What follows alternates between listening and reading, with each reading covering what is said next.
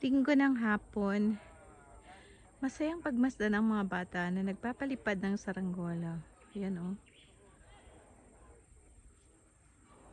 Samantalang ang mga elders ay nandun at nagga-gathering, nagkakatuan sa hall. Isang mataas doon. Nasa baba naman yung dalawang medyo mababa. Isa pa doon. Ang saya lang talagang pagmasdan oh.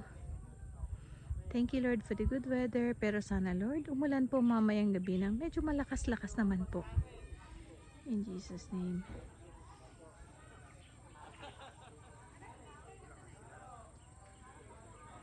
Yan na, napalipad na nila yung isa. Oops! Sarap magpalipad. Grabe, nakakatuwa lang.